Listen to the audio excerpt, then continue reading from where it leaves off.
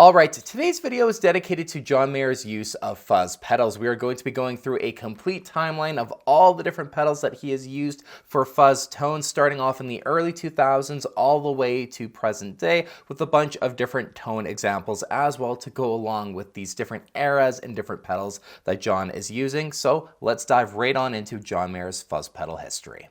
So as far as fuzz pedals are at least concerned, our timeline begins in 2004 at the very end of the year when John would perform two shows called John Mayer Blues, where he'd cover Stevie Ray Vaughan in Double Trouble, he'd cover Hendrix tunes as well, right after the Heavier Things tour, and it was quite the departure from his kind of more poppy music that he was playing. These shows were very guitar focused, of course, playing a lot of blues songs, just crazy solos John was doing, and it really was the foundation for the John Mayer Trio era. Even some of the gear choices that you see John using from these shows would carry over to the John Mayer Trio era. I really should just do a video breaking down the entire kind of gear and tone from these performances, but this is where, at least as far as I can find, the earliest indication of John actually using a fuzz pedal. And when you're covering Hendrix, what better place to start than the Roger Mayer Access Fuzz? We have a couple of shots from these nights where you can quite clearly see the massive red fuzz pedal on the floor there. And that was what John was using to get some really awesome tones for this performance. Of course, Roger Mayer's history with Hendrix, it kind of makes sense as something John would bring out for one of these performances. At least the two that he did for John Mayer Blues, I believe the rigs were basically identical. Now, while we do have a couple of great shots from these nights at Webster Hall, especially of the pedals that John had on the floor in front of him, there is not a ton of video that exists. There is, luckily, at least some audio that I can play for you guys where John would be using the Roger Mayer Access Fuzz.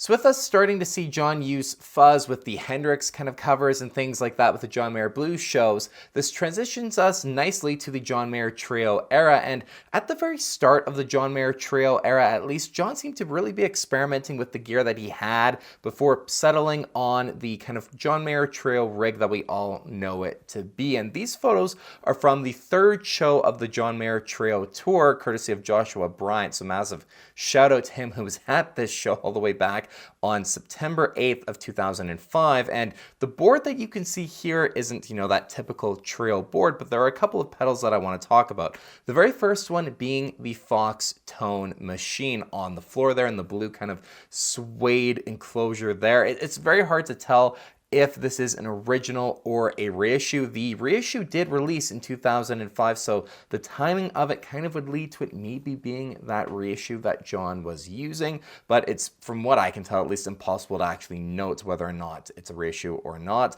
It appears to be powered by batteries as well, just noting as it's on the floor away from the board. And then on the actual board, we have a pedal that's a bit more famous for being used during the Continuum era, but it is the Electro Harmonix Micro Synthesizer. This pedal as well can very much do the kind of octavey, fuzzy sound. So just to point out that very early on in the John Mayer Trio era, he had at least both of these with him, experimenting with a little bit. Now, the one thing I did try and find for you guys is some audio of John possibly using like the Fox Tone Machine, because if you go online, you can actually find full concert audio archives of these John Mayer Trio shows just as the tour was going on. And I found one from the Fillmore in San Francisco, which would be the night before that these shots were taken, where John's doing the Wait Till Tomorrow solo. We hear him step on a couple of things. The gain really increases compared to the sounds that he was getting around that time for his kind of standard lead tone. Plus then he stacks on the Real McCoy RMC2 wah pedal.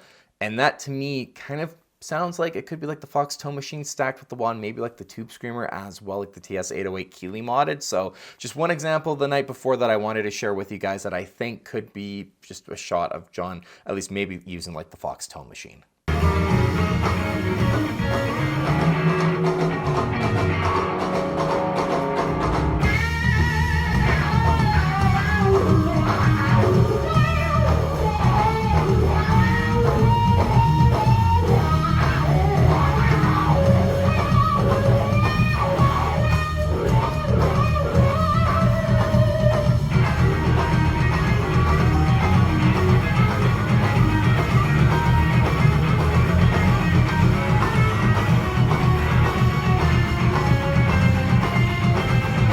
But when it came to the bulk of the John Mayer Trio era and kind of the main John Mayer Trio rig, the fuzz pedal that John would end up sticking with was an original 1990s full-tone 69 fuzz. This one can be very famously heard on the Try version of Wait Till Tomorrow. That solo, absolutely fantastic. I'll play just a different version for you guys where John would be using this fuzz pedal as well, but this really is the John Mayer Trio fuzz tone. If you're looking for that, get one of the full-tone 69 fuzzes.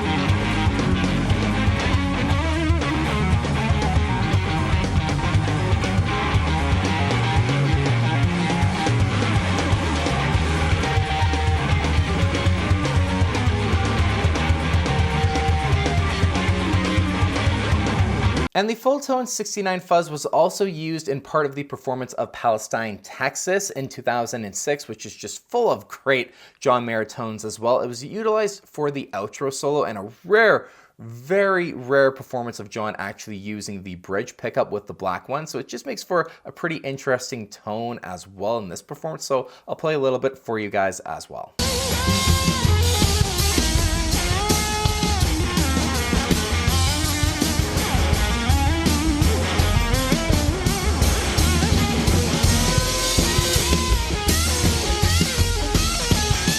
Okay, so now we can move on to Continuum and a couple of very well-loved solo tones of John's with the original big box micro synthesizer. I'm talking about I Don't Need No Doctor and of course Belief as well. That outro solo of Belief specifically, I've just always loved. The Austin City performance, especially to me, is I think honestly, I like it even more than Where the Light Is, but John was using the original big box version. I personally had a long time ago the reissue version from Electro Harmonics, and I personally didn't really like it a lot, unfortunately, but just worth noting that John hasn't used the modern version. He's using that big box reissue.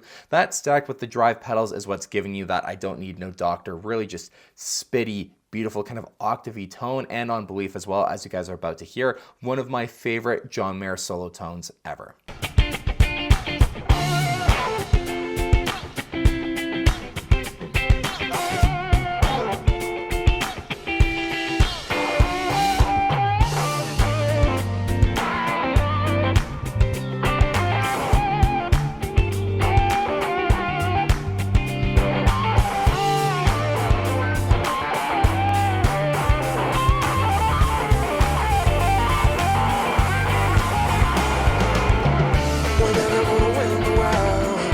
All right, moving along from the Continuum era, and we get into the Battle Studies era, and we have just another very popular and arguably probably the most famous use of fuzz with John, at least I think, and it's with the Pete Cornish NG2 for Crossroads. This tone, absolutely stellar as well, like all of John's tones are, but the Pete Cornish NG2, I think, is really a John Mayer, probably Gear fan favorite. The tones he was getting with this thing for Crossroads, just incredible.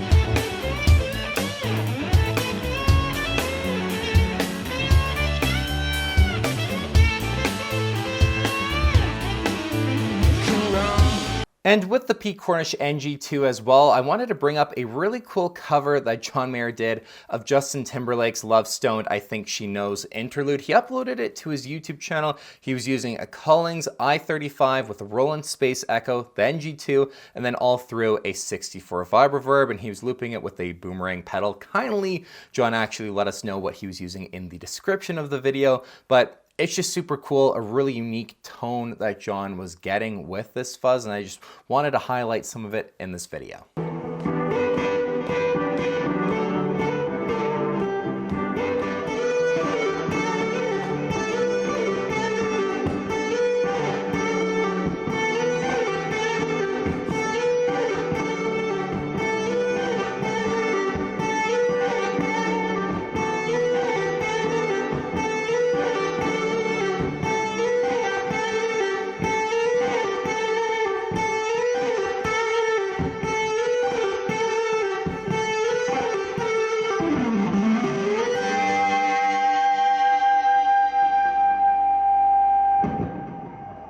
And during the Battle Studies era as well, we have two really cool performances where John would join Jay-Z and a couple of other guest artists as well. We have one on September 11th, 2009, Answer the Call, which is the most famous version of these two instances. The other one was New Year's Eve 2010, where John joined Jay-Z again, along with Coldplay, a big Coldplay fan, especially their earlier stuff. Johnny Buckland's guitar tone is one that I do want to deep dive into a lot more personally, and maybe on the channel as well. But anyways, the Answer the Call guitar tone especially, absolutely unreal. He goes into Run This Town, John kind of plays that riff before they go into DOA. It sounds so killer. And we have just a couple of shots from these shows where it appears that John was kind of using the same setup, going for a very similar, if not identical, guitar tone. And you can see a pedal that looks to be a Tycho Brahe Octavia pedal. I'm not sure whether or not it's an original or the Chicago Iron version, like the kind of reissue tribute that they've done. It's extremely hard to tell. The only difference that I can really see between the Chicago Iron version and the original is the actual jack for power that's on the back, just below the actual input and output jacks. And on the shots of the back for the pedal that we can see, it doesn't appear that it's there. It is covered up by the cables that John was using, but I feel like you just be able to get a glimpse of the power jack and then possibly even see a power cord going back there. So I kind of lean to it being an original Tycho Brahe. Hopefully I'm pronouncing that right. But the tone from this, I'll play a little bit for you guys as always, but unreal, super killer, and definitely, you know, I think this is, it's not a deep cut amongst John Mayer tones, but it's definitely one that I feel like every time people hear it, they just go, oh wow, like that's insane, even though it's not talked about quite that much. But yeah, really cool tone. If you guys want to see me do a full breakdown of the gear from this performance as well, let me know in the comments down below.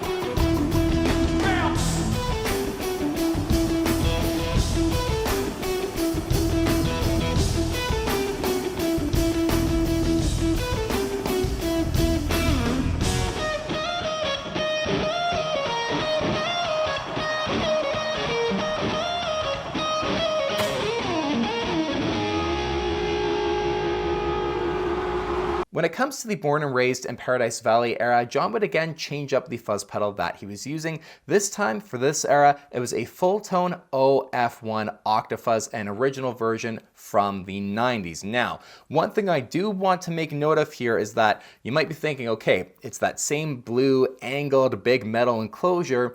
It could line up with what John was actually using for those performances with Jay-Z. It wasn't, and we know it's not an OF1 from those performances because the writing above the input and output jacks is different on the full tone than it is on the original Tycho Brahe and the Chicago Iron reissue version as well. So it's either one of those two. It can't be the OF1 because that writing is different. That's, the level we're going here to make sure and to try and, deduce what John was actually using. Now, when it comes to the OF1, I think easily the most famous kind of example of John using it is the performance of All Along the Watchtower for Made in America 2014. One of my favorite tones from the entire Born and Raised and Paradise Valley era.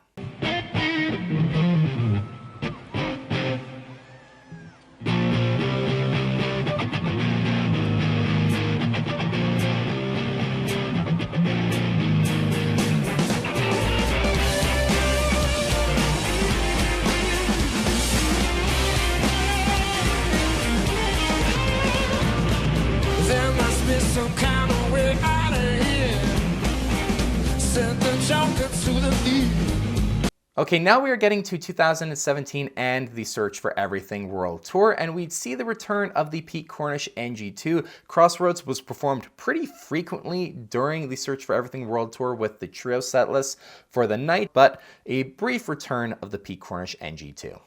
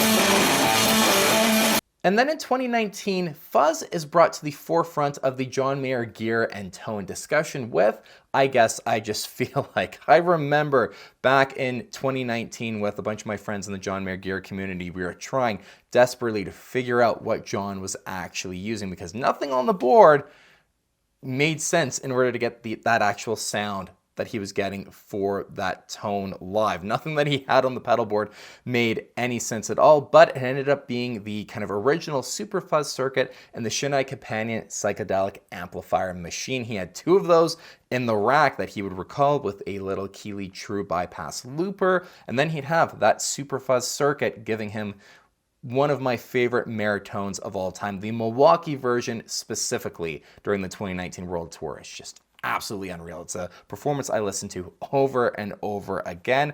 But yeah, probably I'd say, it's either that or Crossroads is probably people's most favorite Mayer fuzz tone ever.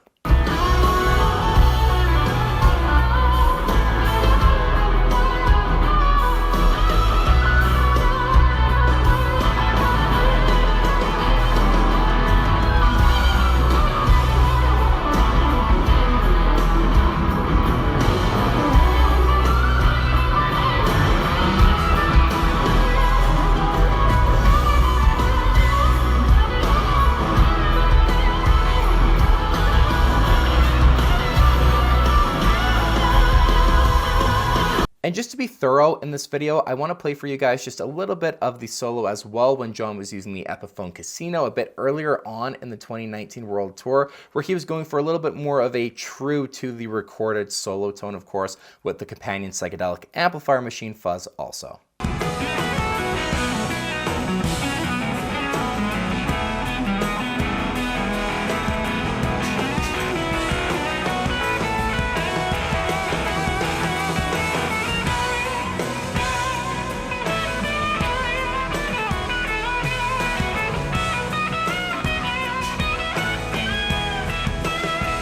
Okay, so we're basically to the end of our timeline and the fuzz pedals that John was using. We have the Sawrock Tour in 2022, and one thing that is very interesting that John did, at least on the kind of early rendition of the pedal board that he had before the actual Sawrock Tour kicked off, is that instead of the companion psychedelic amplifier machine Fuzz, he was using the JHS Legends of Fuzz series Supreme on the pedal board instead to do that super fuzz sound. And if you want a very, affordable, reasonable pedal to do the, I guess I just feel like solo tone, go and get yourself a Supreme. That's what John had kind of for, not rehearsals, but for that kind of kickoff of the Sawrock era. However, when it came to the actual Sawrock Tour, John didn't have the Supreme on the pedal board, so kind of goes to reason that he went back to using the psychedelic amplifier machine Fuzz, and whether or not he did have some sort of controller off to the side of the pedal board during that tour, whether or not it was for some other things in the rack, whether or not it was for that, whether or not Jeremy was the one who was actually just turning it on when it came to that solo and then turning it off. It's hard to say, but what I just believe is that he went back to just using that original unit instead for the tone for that tour.